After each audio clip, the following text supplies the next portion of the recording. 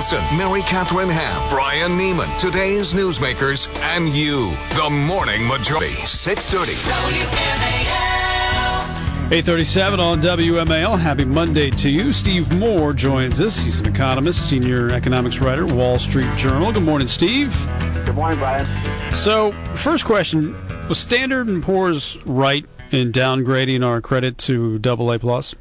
No, this is an absurd downgrade. I mean, the United States, for all our fiscal problems, is still the safest place to invest for investors around the world. And the idea that the United States government would ever default on its debt is an absurdity. And, you know, this was political grandstanding by S&P and the credit rating agencies, which, by the way, have about the least amount of credibility of any institutions in America, given their track record on, subprime mortgages. So, look, we do have a big debt problem. There's no question about that. But think about this. Over the last week, when you had all this tumultuous events in Europe and all the events in the Middle East, where do people still go to when they want safety? They still come to the United States, and they still buy Treasury bills. Yeah, it didn't look like it affected the market at all, the bond market at all over the weekend. So then now let me ask you this. Then why do we even need agencies like S&P or Moody's to rate the debt or bonds for? We don't. We don't, especially when it comes to nations' bonds.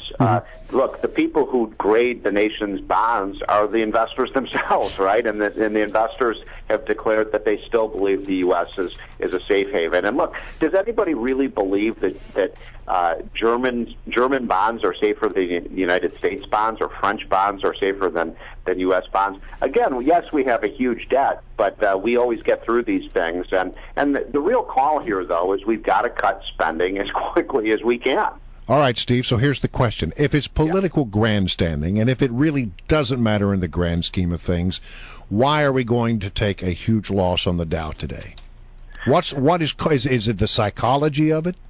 Well, I think that it is a psychology. Look, it is a black eye for the United States. I mean, the fact that we are now considered a, quote, a double A country is something that, I didn't want to ever see this day come. I mean, one thing to think about is when Obama entered the White House, our debt to GDP ratio was about 40%, and now we're at 72%. So in just 3 years, we've almost doubled our debt as a share of GDP. I mean, the fiscal record of this president is maybe the worst of any president in American history.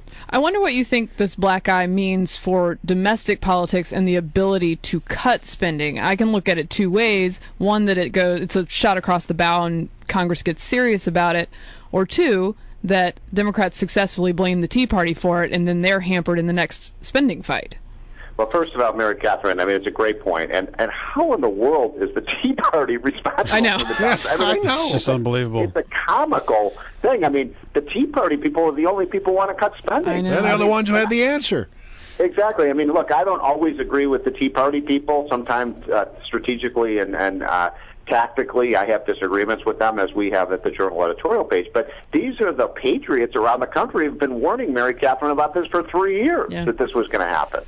All right. So, meanwhile, the economy continues to just, Oh, wait, can I just say one more thing on this? Because this is such an important point that Mary Catherine brought up. If you watch the press conference that the president had, I believe it was on Friday, when we got the lousy jobs report, Mary Catherine, the president was unbelievable. He blamed, first he blamed the Japanese earthquakes, then he blamed high gas prices, then he blamed, what was the other one? The Europe crisis. I mean, this is a president who simply refuses to even the press, by the way. It was amazing. For the first time I've ever seen a press conference, even the press corps jaws were open, saying, are you ever going to take responsibility for anything that happens on your watch? It's called denial, and it's not just a river in Egypt. I say it's a good thing we came up with a solution to that FAA partial shutdown, because that would have been the next reason for the downturn. Exactly. It's just amazing. I mean, this is a guy who simply refuses to cut spending. I talked to John Kyle and Eric Cantor. They said every time they got in negotiations with Obama on the debt ceiling, he was not serious about cutting spending. All he wanted to do was raise taxes on the rich.